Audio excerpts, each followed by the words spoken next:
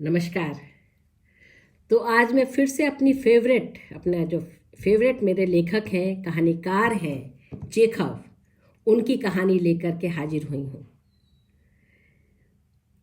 आप लोगों में से सब बहुत लोगों को ये पता होगा कि चेखव अपनी कहानियाँ बार बार रिवाइज करते थे। वे 1860 में जन्मे और 1904 में उनकी मृत्यु हो गई। कुल 44 वर्ष का उनको जीवन मिला और ऐसा कहा जाता है कि बाद के दिनों में उन्होंने बहुत कम कहानियाँ लिखी और बाद के दिनों में उन्होंने अपनी सभी कहानियों को छपवाने से पहले बार बार एडिट किया। एक कलाकार की तरह, एक जैसे कि एक कोई पेंटिंग बना रहा हो या कोई नक्काशी काम कर रहा हो, कुछ उस तरह से उन्होंने अपनी कहानियों को एडिट किया। और इसीलिए हाँ अजय, मुझे चेखव बहुत पसंद है और इसीलिए जब उनकी हम कहानियाँ पढ़ते हैं तो वो बहुत छोटे कलेवर की कहानी भी आज तक वो ना केवल हमारे लिए, हमें लगता है जैसे हमारे समय के लिए लिखी गई है, बल्कि उसकी क्राफ्ट अगर आप पढ़ें और उनकी जो उसमें एक एक चीज़ पर उनका ध्यान देखें, वो देखने योग्य है। काश मुझे रूसी आती होती। जो लोग रूसी जानते हैं वो रूसी में चेखव को जो पढ़ते होंगे तो क्या आनंद आता होगा। लेकिन मैं जो इनकी अनुवाद पढ़ती हूँ, चेखव की कहानियों का अनुवाद जिन जिन लोगों ने किया है, आज जिनका अनुवाद मैं पढ़ रही हूँ, क्योंकि मेरे पास चेखव के 2 संकलन हैं। उसमें से एक संकलन में एक कलर की मौत, डेथ ऑफ ए क्लर्क नहीं थी, तो दूसरे में मुझे मिल गई और इसका रशियन से ट्रांसलेशन किया है ईवी लित्विनोव। ये कुछ रूसी मूल या उसी के मूल की लग रही हैं, तो काफ़ी कुछ मतलब मुझे लग रहा है कि बहुत ही नज़दीक होगा और बहुत अच्छा अनुवाद है और बहुत फ्लो तो बहुत था इसमें जब मैं इसको पढ़ रही थी अंग्रेजी में। और ये किताब बहुत ही पुरानी है, मेरे जन्म से पहले छपी है ये किताब। और मज़ेदार बात यह है कि ये किताब जिस व्यक्ति की है उसका मैं बहुत सम्मान करती हूँ और पुरुषोत्तम तो उन्हें अपने पहले गुरु मानते हैं। ये किताब है प्रकाश दीक्षित की। आप लोग देखिए कैसी मतलब किताब की स्थिति है, लेकिन प्रकाश दीक्षित ने अब कोशिश की है कि रूसी में अपना नाम लिखें और उनकी हैंडराइटिंग इतनी खूबसूरत है प्रकाश जी की कि रश खो जाए एकदम। मैं दिखाती हूँ, उनकी हैंडराइटिंग का नमूना भी है मेरे पास। इसमें उन्होंने अंग्रेजी में भी लिखा था, लेकिन वो दिख नहीं रहा मुझे इस समय, जाने क्यों। तो चलिए हम लोग उनके ये किताब खरीदी गई है जनवरी 10, 1958 में भोपाल में और प्रकाश जी ने इसमें हस्ताक्षर किए हैं। तो ये प्रति हमारे लिए बेहद महत्वपूर्ण प्रति है। इसको मैं संभाल करके रखे हुए हूँ, हम लोग संभाल के रखे हुए हूँ और आगे तो और भी मैं इसको जिल्द विल्द में डाल करके रख दूँगी ताकि ये ख़राब ना हो। तो प्रकाश जी की ये प्रति है, जनवरी 1958 में खरीदी गई है। क्लासिक्स ऑफ रशियन लिटरेचर इस सीरीज़ का नाम है और प्रकाश जी का 2-3 दिन पहले ही जन्मदिन था, तो एक तरह से उनको मैं प्रणाम भी करती हूँ इस किताब के साथ और कहानी सुनाती हूँ। अब मैं कहानी का नाम है एक क्लर्क की मौत। ये क्लर्क एक दफ्तर में काम करने वाला, अगर हम इस कहानी को सुनेंगे तो वो दफ्तर में काम करने वाला छोटा क्लर्क भी हो सकता है। उस समय क्लर्कों की स्थितियाँ बड़ी मतलब बड़े वो इज्जत थी, आज जो हालत है वो नहीं थी। या कोई भी ऐसा व्यक्ति जो सत्ता के सामने एकदम ऐसा झुक जाए कि क्या कहें। उसका नाम है इवान दिमित्रीच चरव्याकोव। और जो हमारी ईवी महोदया हैं यानी कि ट्रांसलेटर हैं, उन्होंने चरव्याक का अर्थ एस्ट्रिक्स लगा करके दिया है वर्म, जिसको मैं कहूँगी केंचुआ। तो नाम भी देखिए किस तरह से चुना गया है, चरव्याक माने वर्म, और इन सज्जन का नाम है चरव्याकोव। केंचुओं में रीढ़ की हड्डी नहीं होती है और आज बहुत से लोग हैं, वैसे तो समाज में हरदम ऐसे लोग रहे हैं, लेकिन आज तो मुझे ऐसा लगता है कि हम लोग जो मनुष्य के विकास की दिशा है उससे हम लोग पीछे की तरफ जा रहे हैं बजाय आगे की तरफ आगे के। क्योंकि आप जानते हैं कि जब सब पहले था तो उसमें रीढ़ की हड्डियाँ कैसे विकसित हुई कैसे विकसित नहीं हुई ये हम लोग सब अच्छे से जानते हैं। तो रीढ़ की हड्डी वर्म में नहीं होती है। नाम यहीं से जाहिर है कि हमारे चेखव जब कहानी लिखते हैं, जब रचना लिखते हैं, तो कितनी छोटी छोटी बातों पर ध्यान देते हैं। पिछली बार की कहानी थी टिड्डी, ग्रास हॉपर, जिसका काम वो उछलता रहेगा इधर से उधर उछलता रहेगा, और एक दिन एक सुबह आप पाएंगे कि सब चीज़ें, सारी वनस्पति वो खा गया है। सारे खेत मतलब नंगे पड़े हैं, पेड़ पर जिस पे बैठा है उसके सारे पत्ते चट कर गए हैं वो लोग। तो इधर इधर फुदक करके चाटने वाले, नाम देखिए ग्रास हॉपर, और इसमें कैरेक्टर का नाम देखिए चरव्याकोव, इवान दिमित्रीच चरव्याकोव। तो होता यूं है कि हमारे ये जो चरव्याकोव महोदय हैं, एक दिन शाम को खूब अच्छी तरह से सज धज करके, खूब अच्छे से होकर के वो एराकेडिया में एक नाटक देखने गए हैं। ओपरा हाउस है एराकेडिया, वहाँ पर एक ओपरा देखने गए हैं जिसमें नृत्य, गान और उसके माध्यम से नाटक पूरा खेला जाता है। आप सब लोगों ने ओपरा देखा होगा। तो वहाँ देखने गए हैं और बड़े खुश हैं। उनको लगता है आज जैसी शाम तो है उनकी ज़िंदगी में कभी भी नहीं आई। वो दूसरी पंक्ति में बैठे हुए, सोचिए, दूसरी पंक्ति में बैठा होना ही अपने आप में महत्व के सूचक है। उसके आगे सिर्फ एक और पंक्ति है। वहाँ बैठे हुए हैं और नाटक देख रहे हैं, खुश हो रहे हैं। कभी अपने बालों को यूँ सहलाते हैं, कभी कुछ करते हैं, और ऐसे नहीं देख रहे, वो बाकायदा ग्लासेस उससे नाटक देख रहे हैं, ऐसे दूरबीन से नाटक देख रहे हैं ताकि एक एक भाव सब अच्छे से दिखे। आप जानते हैं ना, ऐसे करके देख रहे हो मजे में। कैसे दिखाऊं, ऐसे तो देख रहे हैं और बड़े खुश हो रहे हैं, मस्त हो रहे हैं। तो देखते देखते अचानक ये होता है कि उनकी नाक में थोड़ी सी सुरसुरी होती है।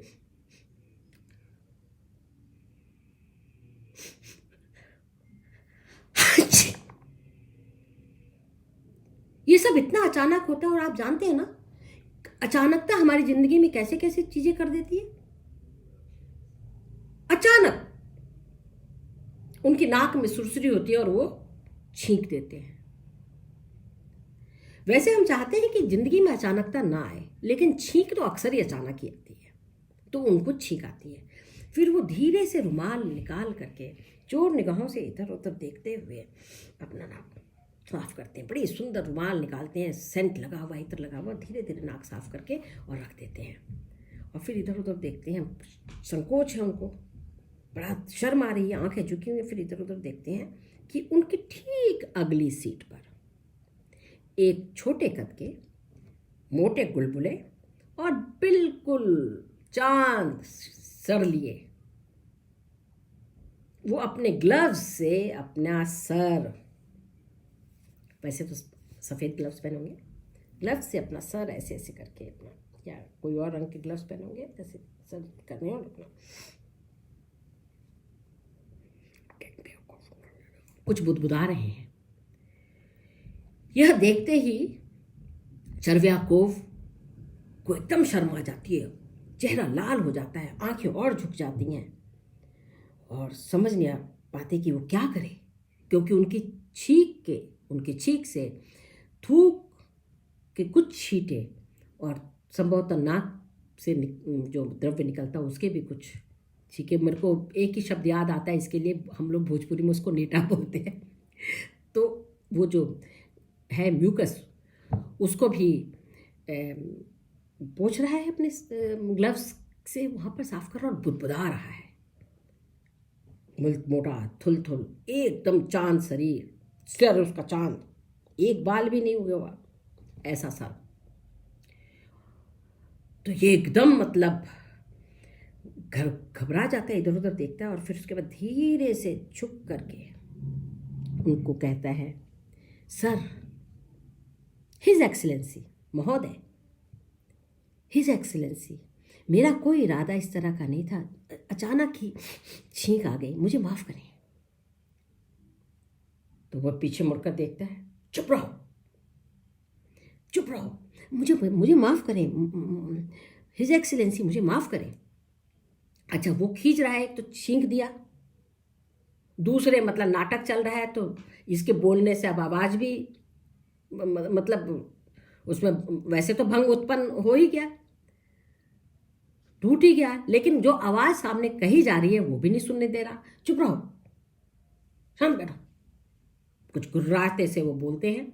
ये चुपचाप बैठ जाता है दुबक्के। अब उसके बाद चरवाकोव का मन नाटक में एक पल नहीं लगता, उसको नहीं पता चलता, वो देखता रहता है, लेकिन उसको कुछ भी नहीं पता कि आगे क्या बोला जा रहा है, क्या कहा जा रहा है, नृत्य की मुद्राएं किस तरह से हैं, कहानी कहाँ पढ़ रही है, उसको कुछ नहीं मालूम। यह शाम जो चरवाकोव की जिंदगी की सबसे खूबसूरत शाम थी, वो भूल गया है कि अभी 2 मिनट पहले वो कितना खुश था, अब वो तो घबरा रहा है। इसी बीच में इंटरवल की घंटी बज जाती है। ये देखता है कि सामने वाले महोदय, जिनको वो पहचान गया है कि वैसे तो वो उसकी मिनिस्ट्री में नहीं है, लेकिन मिनिस्ट्री ऑफ कम्युनिकेशन में वो जनरल है। भले ही अपनी मिनिस्ट्री में ना हो, लेकिन कितने बड़े ओहदेकार आदमी हैं, महत्वपूर्ण आदमी हैं, इनसे क्षमा मांगना बेहद जरूरी है। तो जैसे ही वो देखता है कि वो गए हैं बाहर और अपना सिगार पीने गए हैं, और हल्के होने भी गए जा सकते हैं, वो तो गए हैं, तो वो धीरे धीरे वहाँ पर एकदम मतलब उनके पीछे पीछे जाता है और थोड़ी दूरी पर इधर उधर देखता रहता है, सोचता है कि चला जाऊं, सोचता है कि ना जाऊं, लेकिन फिर हिम्मत बांध करके उनके पास जाता है। योर एक्सीलेंसी, मुझे माफ़ करें, मेरा कतई कोई इरादा नहीं था कि आपको तकलीफ हो, लेकिन आप तो जानते ही हैं,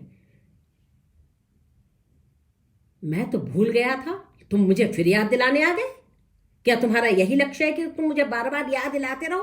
और एक तरह से घिन जैसे कि सर पर उनके थूक और ये सब पड़ गया है, एक बार फिर से वो अपने खलवाट को पोंछने लगते हैं। कहाँ वो शिगार की कश लेना चाहते थे, कहाँ वो उसको डाल करके और चले आते हैं। ये फिर आता है और उनके पीछे एकदम बैठ जाता है, चेहरा उसका काला पड़ गया है और सोचता है कि मैं इनसे मुझे माफ़ लेनी चाहिए, इनको नाटक देखने देता हूँ, कल मैं इनसे माफ़ी मांगूंगा, इनके दफ्तर चला जाऊंगा और माफ़ी मांगूंगा। लेकिन मैं तो माफ़ी मांग चुका हूँ, लेकिन ये क्यों बोल रहे थे मैं भूल गया हूँ। इसका मतलब उन्हें खूब याद है और ये मुझ पर नाराज़ हो रहे थे। कितनी ज़ोर से डांटा इन्होंने। नहीं, मुझे माफ़ी मांगनी चाहिए इनसे। तो घर जाता है, किसी भी तरह से पहुँचता है घर में, तो उसकी पत्नी उससे उत्साह से पूछती है, चरवाकोव, तुम्हें नाटक कैसा लगा? ओपेरा आज का कैसा था? क्या बताऊं, बड़ी भूल हो गई आज मुझसे। वैसे तो भूल मैंने जानबूझ करके नहीं की थी, लेकिन छींक को भी उसी समय आनी थी। जरा थोड़ी देर बाद रुक करके नहीं आ सकती थी इंटरवल में, या जब नाटक नहीं शुरू हुआ था उससे पहले आ जाती ना। एकदम बेमौके छींक आई। तो क्या हुआ, छींक आई, लोगों ने तुम्हें देखा, तुम्हारी तरफ देखकर हंसे वो कि तुम्हें छींक आ गई। यही हुआ होता तो क्या होता। छींक ब्रिजालोव जो है, जो मिनिस्ट्री ऑफ कम्युनिकेशन में जनरल हैं, उसकी कुछ छींक की छींटें उनके सर पर और उनके गले पर, गर्दन पर पड़ गई। तुमने जानबूझ करके थोड़ी किया था, तुमने सॉरी कह दिया था उन्हें। क्या मैं इतना बेवकूफ हूं कि सॉरी भी नहीं कहूंगा उन्हें? तुमने मुझे इतना बेवकूफ समझ लिया है क्या? तो ठीक है, तुम्हारी मिनिस्ट्री में नहीं है, तुमने सॉरी कर दिया, अब चुपचाप बैठो, खाना खाओ, बड़ा अच्छा खाना बनाया आज मैंने। देखो तुम्हारे बिल्कुल मैश्ड पोटैटोज, तुम्हारे जो तुम्हें बहुत प्रिय हैं, वो बना रखे हैं मैंने, और तो बहुत अच्छी मैंने वोडका भी निकाल के रखी हुई है, चलो खाया पिया जाए।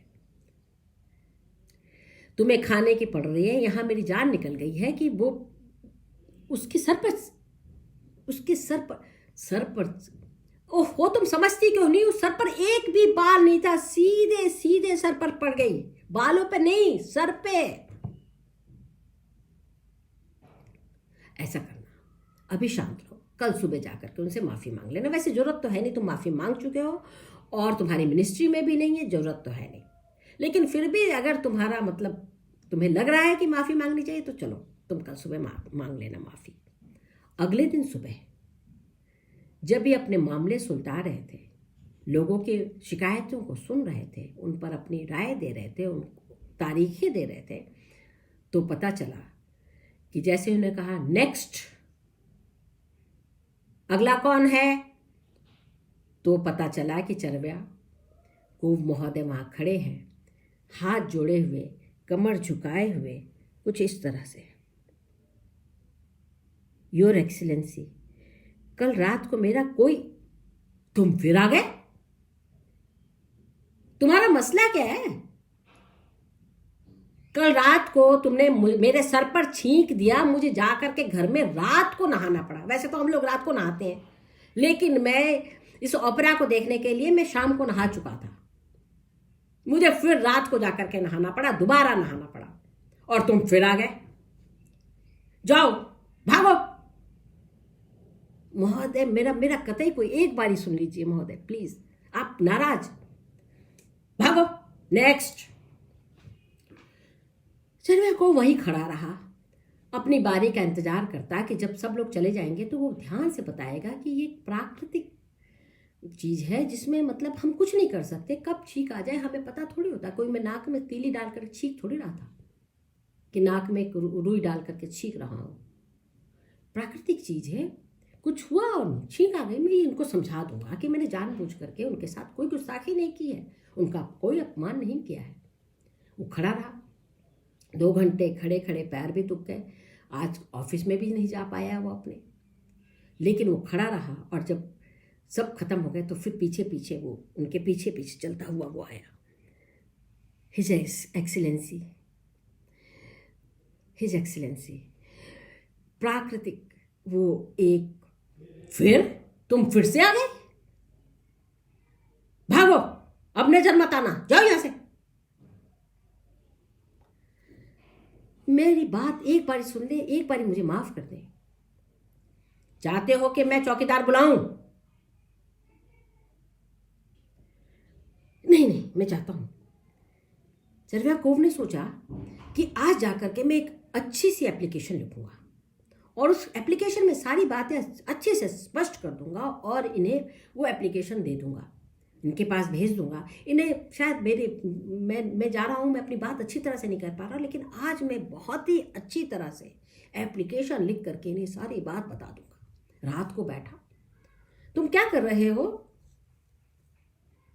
मैं बात नहीं कर पाया उनसे, तो मैं सोच रहा हूँ एप्लीकेशन लिख लूँ। ठीक है तुम लिखो, मैं थोड़ी देर म्यूजिक बजा लेती हूँ, थोड़ा सा मुझे गाना गाने का मन कर रहा है। हाँ तुम दूसरे कमरे में चले जाओ, डिस्टर्ब मत करो।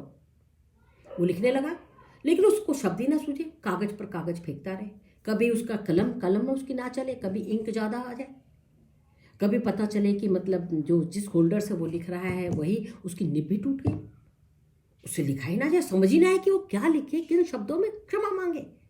उसने कहा नहीं, मुझे एक बार जा करके उनसे क्षमा मांग लेनी चाहिए, फिर से एक बार कोशिश करनी चाहिए आदमी को। इस तरह से वो नाराज हो गए हैं, उनकी नाराजगी को दूर करना बहुत जरूरी है। और वहीं पर वो कुर्सी पर ही सर रखे और सो गया। सुबह उठा, अपने सबसे सुंदर फ्रॉक कोट को उसने पहना, नई कमीज पहनी, उसके नीचे अच्छी सी अपनी बो टाई लगाई और खूब अच्छे से अपना थोड़ा इत्र वित्र लगा करके, और उस दिन अपने बाल भी कटवा लिए कि मेरे बाल कहीं ठीक ना हो, तो बाल भी उसने कतर करके अच्छे से कटवा करके सज धज करके एकदम जेंटलमैन की तरह वो उनके दफ्तर के सामने पहुंच गया। चौकीदार ने देख लिया था, कल उसको डांट, तुम नहीं, मुझे साहब से मिलना बहुत ज़रूरी है, इतने सज धज के साथ कोई व्यक्ति आए और इस तरह से आए तो चौकीदार ने भी कहा चले जाइए। उसको लगा कि भाई दफ्तरों में तो काम होते ही हैं और इस तरह से ये आदमी किसी काम की फाइल के सिलसिले में आया होगा, तो इसलिए चलो भेज देता हूँ। ये गए वहाँ पर और बाई चांस ऐसा हुआ कि अभी कार्रवाई दफ्तर की कार्रवाई शुरू नहीं हुई थी और ये पहुँच गए। इन्होंने उनको गुड मॉर्निंग कहा, गुड मॉर्निंग हिज एक्सीलेंसी। उन्होंने देखा, नाउ क्या बात है फिर से? हिज एक्सीलेंसी मुझे एक बार सिर्फ बता देने दीजिए कि मैंने जानबूझ करके आपके ऊपर तुम मुझे रोज रोज यही याद दिला देते हो और मेरा मुझे लगता है जैसे मेरे सारे देह में किसने थूक दिया हो। Get out, get lost. अब तुम यहां पर कभी मेरे सामने आए तो देख लेना मैं तुम्हारा क्या हासिल करता हूं। दरबान, इसको बाहर निकालो और आइंदा कभी ये मेरे दफ्तर के सामने दिखे नहीं। Get lost, get out, get out. जैसे गेट लॉस्ट, आइंदा मेरे ऑफिस में कभी दिखे नहीं। उसके दिल पर जैसे कि किसी ने पत्थर, चर्व्याकोव के दिल पर, हृदय पर किसी ने पत्थर जैसे फेंक रहा हो कोई, ऐसा आघात। वो लड़खड़ाता सा बाहर निकला। दरबान दौड़ा लेकिन वो फिर भी उसको ऐसे हटाता हुआ लड़खड़ाता सा बाहर निकला। दिन भर शहर की गलियों में इधर उधर घूमता रहा, सर झुकाए। फ्रॉक कोट का क्या हश्र हुआ, कभी वो आंसू पोछे, कभी नाक पोछे, कभी पसीना आए उसको पोछे, उसी से ऐसे ऐसे करके पोछे, ऐसे पोछे। वो टाई कैसे लटक रही, क्या हुआ उसको कुछ नहीं मालूम। मुंह से लार भी टपक रहा बेध्यानी में, आंसू लार सब चीजों से आंखें हो रहा है, पागलों की तरह डोलता रहा शहर में। शाम को घर पहुंचा और घर में सीधे जाकर के अपने बिस्तर पर गिर गया। उसे बार बार वो याद आ रहा था कि तुम आ जाते हो मुझे याद दिलाने, बेवकूफ। Get lost, get out, get out, get out. यही उसके कान में गूंज रहा था, get out, get out, get out.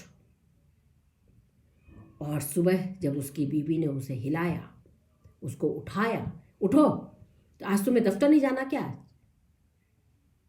तो वह मर गया था, मरा पड़ा था बेड पर उसी हालत में।